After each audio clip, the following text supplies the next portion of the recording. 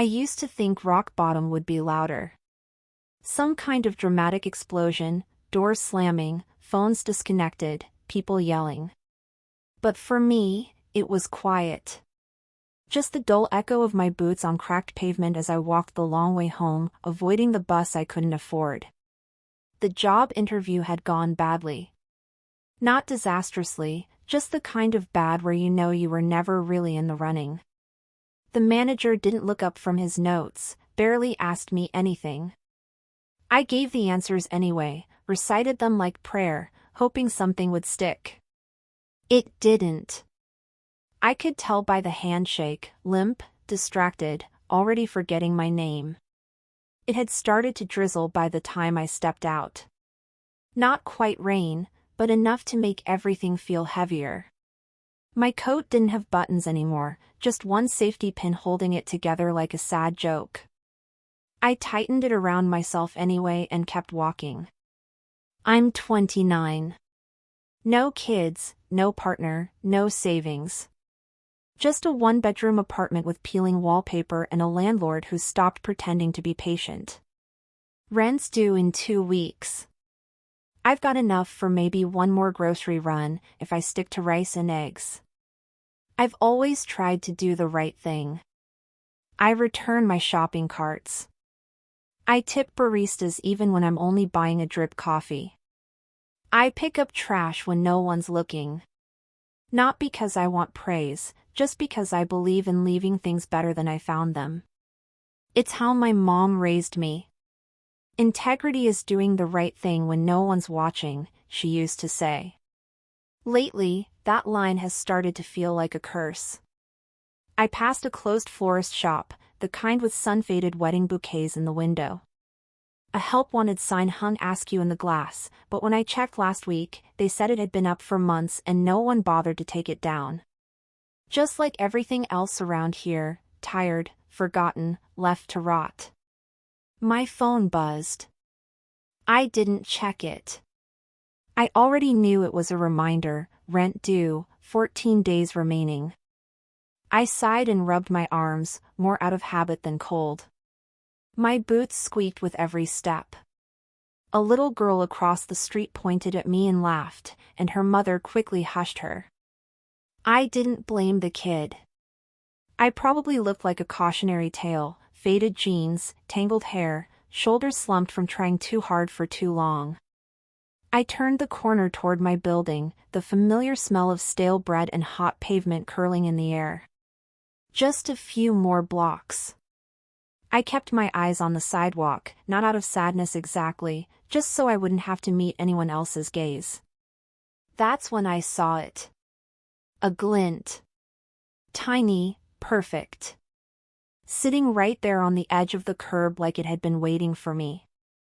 A ring. Not costume jewelry. Real. And for the first time in weeks, my heartbeat did something new, it raced. At first, I thought it was just a candy wrapper or a piece of broken glass. The city throws all kinds of things at your feet, most of them useless. But something about the way it sparkled in the gray light made me pause. I took a few steps back and crouched down. It was a ring. Not a knockoff. Not the kind you find in a quarter machine or cheap bin at a thrift shop. This was real. Platinum band, center stone catching every drop of light, flanked by 2 smaller diamonds on either side like it was built to matter. And it was sitting less than an inch from the lip of a storm drain. I reached out and picked it up with trembling fingers. It was heavier than I expected, solid in my palm, warm from the sun. I looked around, half expecting someone to come running back for it, breathless and crying.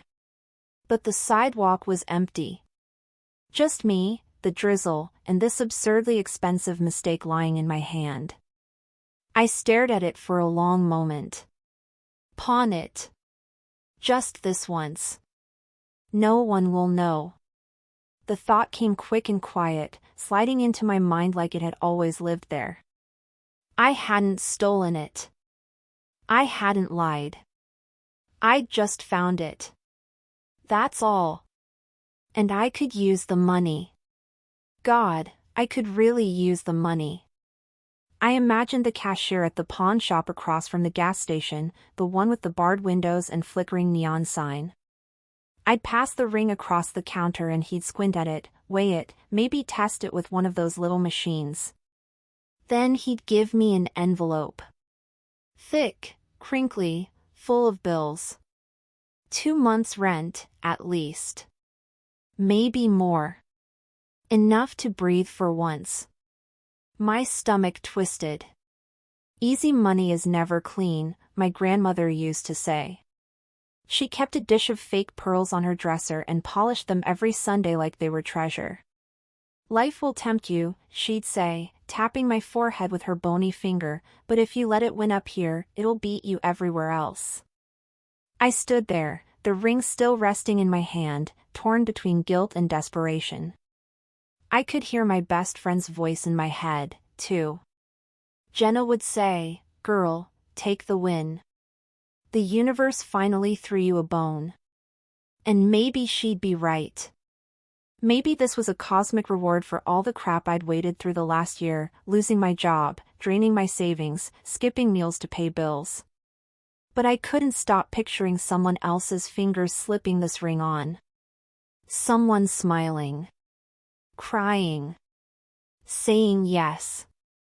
This ring had a story. Not mine, but someone's.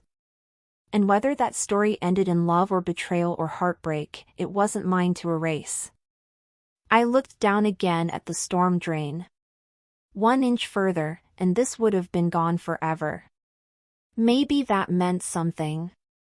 I slipped it into the small zippered pocket inside my coat, the one I never used because I was always afraid of forgetting things. I didn't know exactly what I'd do with it yet. Not pawn it, not tonight, anyway. But I couldn't leave it behind either. My fingers grazed the band once more before I zipped the pocket closed. It was cold now. The next morning, I stood outside the pawn shop for a full 10 minutes before I even touched the door. It was just as grimy as I remembered, dusty window full of rusted guitars, broken phones, and a half-lit neon sign that buzzed like it had a grudge against silence. A guy in a puffy jacket walked out with a Bluetooth speaker and an empty look in his eyes. He didn't even glance at me. I took a breath and stepped inside. The air smelled like metal and tired dreams. Behind the glass counter, a middle-aged man with tired eyes and a stained t-shirt looked up, gave me a nod, and went back to his magazine. I reached into my coat pocket and felt the cool metal of the ring between my fingers. I didn't take it out. I just held it. "How much for a diamond ring?" I asked, my voice too quiet. "Gotta see it," he said without looking up. I hesitated. My fingers wrapped tighter around the band. I imagined sliding it across the glass, imagined him picking it up like it was just another object, weighing it, assigning a number to it like that's all it was worth. My stomach turned. "I'll come back," I mumbled and walked out before he could answer. That afternoon, I sat at my tiny kitchen table and opened my laptop, screen cracked in the corner, held together with hope and duct tape. I typed a short message into a neighborhood lost and found forum. Found, diamond ring near corner of 12th and Larch. Described to claim. I want it to go back to the right person. I added a throwaway email address and hit post. Then I printed 3 copies of the same message and walked to the cafe down the street to tape one up on the window. The barista barely noticed. I didn't tell Jenna right away. I already knew what she'd say. When I finally did, over lukewarm instant coffee and a shared pack of cookies, she stared at me like I'd confessed to throwing money into a fire. "You didn't pawn it?" she asked. "I couldn't," I said. She shook her head and leaned back. "You're too good for this world. But it's not going to be good back." Days passed. No emails. No calls. The post stayed up, untouched. I started to doubt myself. Maybe I'd done something stupid. Maybe the owner didn't deserve it back. Maybe it wasn't even real. But every time I touched the pocket where I kept it, something told me I'd done the right thing, even if it felt foolish. Then, on the 6th day, an email arrived. Subject line, "We think it's ours." I opened it with shaking hands. A woman named Claire had written a short, cautious message. She described the ring perfectly: 3 stones, platinum band, tiny initials engraved on the inside, C and R. Always. I stared at the screen for a long time. We met at the cafe. She came with her husband, both of them bundled in scarves and raincoats. Claire looked like she hadn't slept in a week. Her eyes locked on mine, and then dropped to the ring in my hand. She didn't speak at first, just nodded, tears pooling in her lashes. Her husband reached over and gently touched her shoulder. I handed it to her. No ceremony. No speech. She took it with both hands, like it might fall apart if she wasn't careful. Then she cried. Not loud, not messy. Just quiet tears sliding down her face, soaking into the wool collar of her coat. "I thought it was gone forever," she whispered. "I almost didn't find it," I said. "It was right by the drain." Her husband cleared his throat. We were retracing our steps for days. She didn't even know it had fallen off until we were home.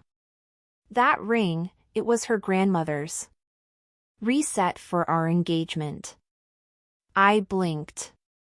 Suddenly it wasn't just a ring anymore. It was history. Memory. A piece of someone's heart.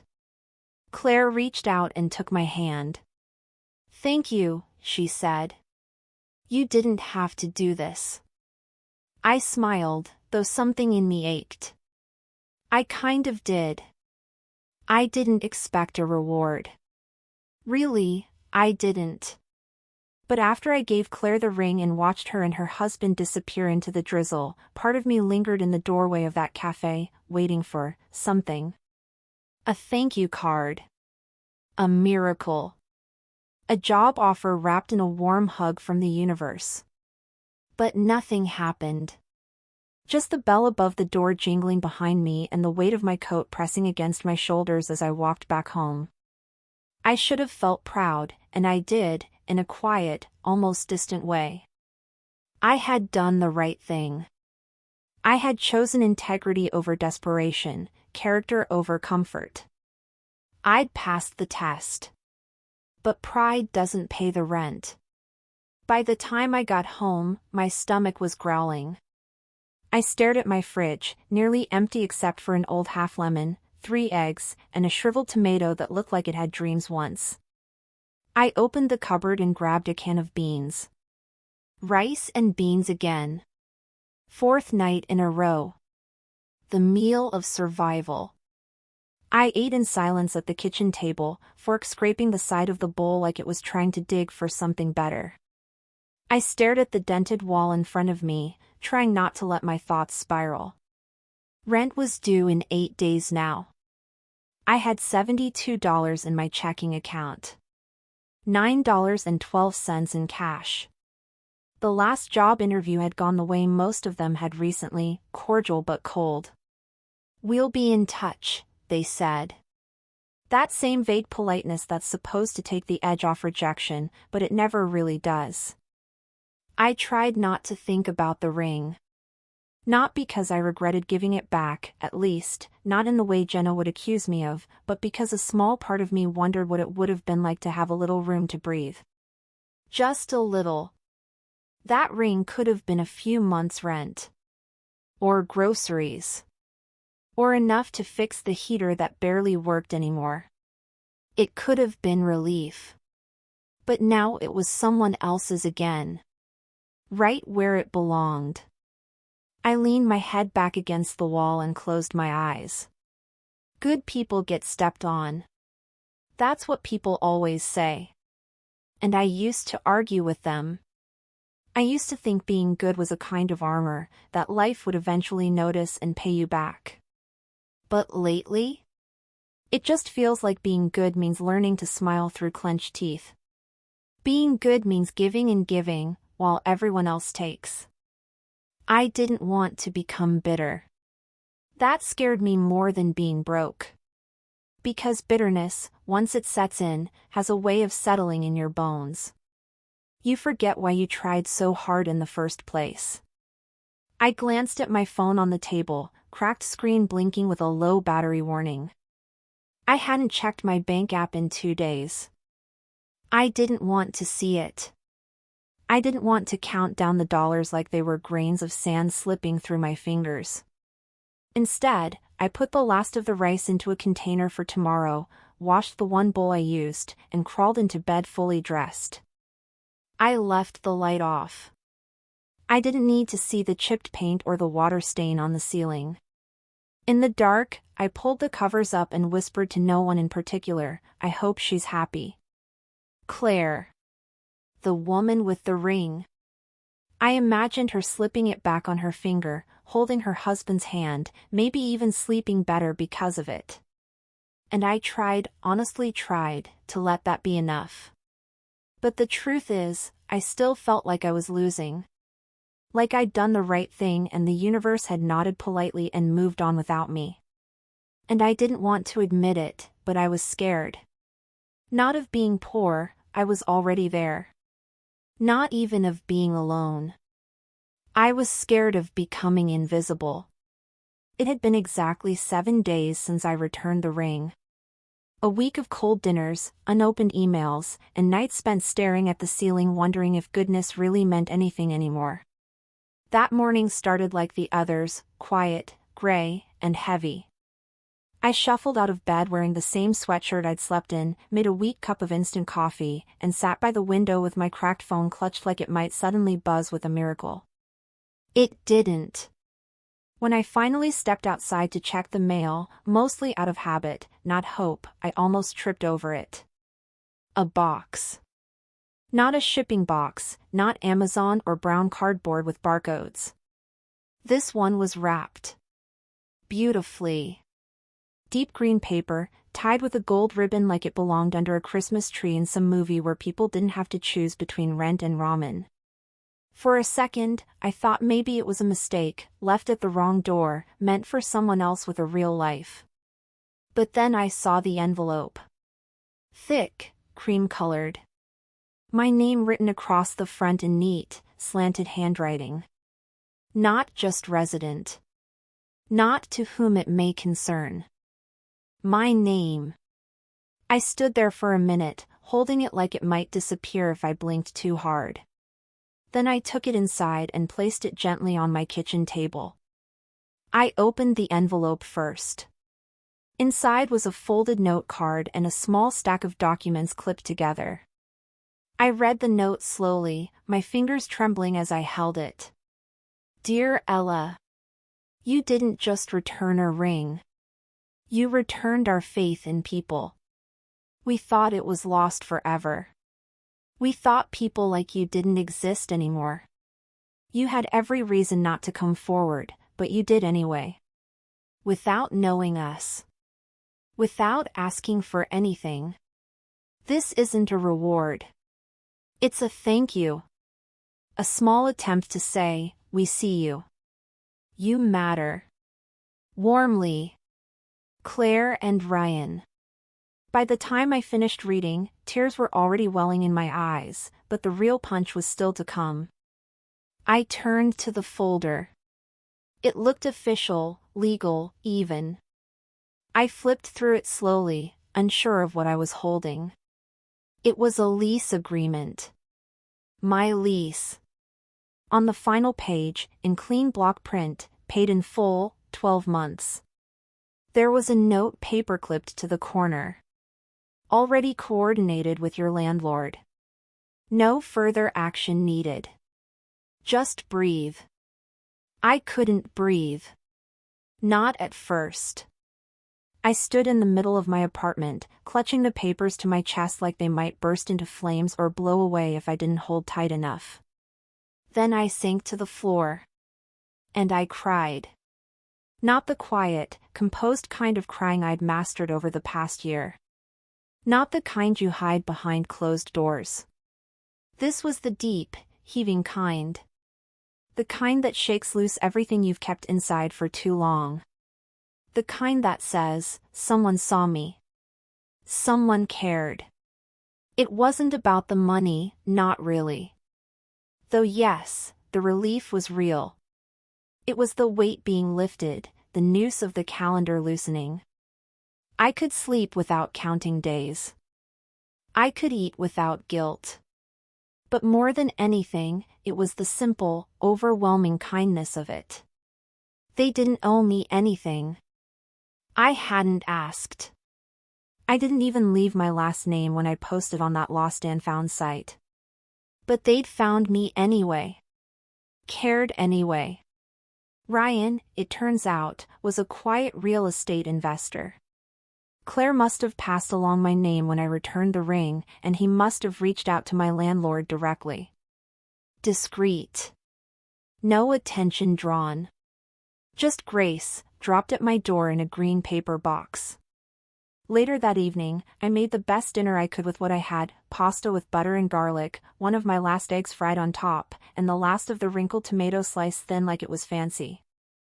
I lit a candle. Not for them, not even for celebration.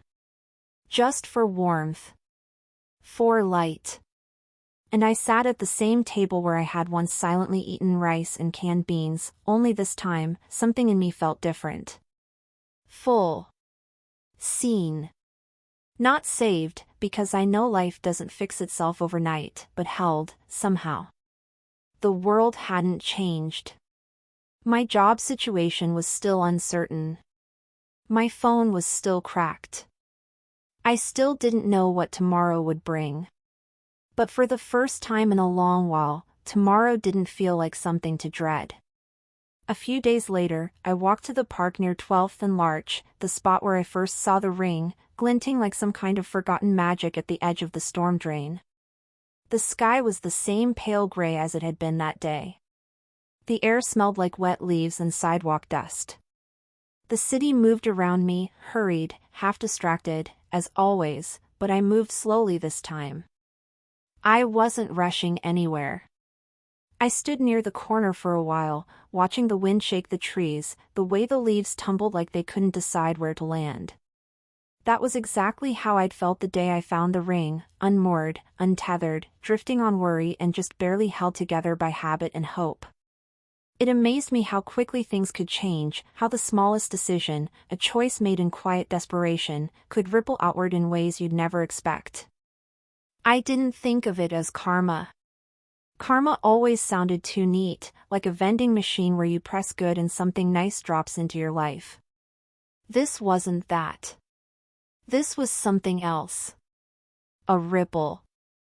A circle passed forward, not always from the same people, not always in the way you expect, but returned all the same. Sometimes, you put something good into the world, and it doesn't echo back for a long time. But when it does, it can change everything. And that's what the couple had done for me. Not just with the rent, but with the gesture itself. With the simple, powerful reminder that kindness, real, generous, no-strings kindness, still existed. And that maybe, just maybe, I was allowed to believe in it again. When I got home, I sat at my little table, the lease papers tucked safely in a drawer, the green ribbon still tied around the box, and pulled out a sheet of paper. I wrote out 3 job applications. Real ones this time. No desperation, no settling. Just honest, hopeful outreach. Then I took a 4th envelope and began writing. To the couple who reminded me that kindness travels both ways. Inside, I tucked a thank you card with more meaning than words could hold. Not just for what they gave me, but for what they gave back to me, my sense of dignity, of connection, of possibility. I sealed it and smiled. Maybe they'd get it. Maybe they wouldn't. That didn't really matter. What mattered was sending it. letting the ripple continue.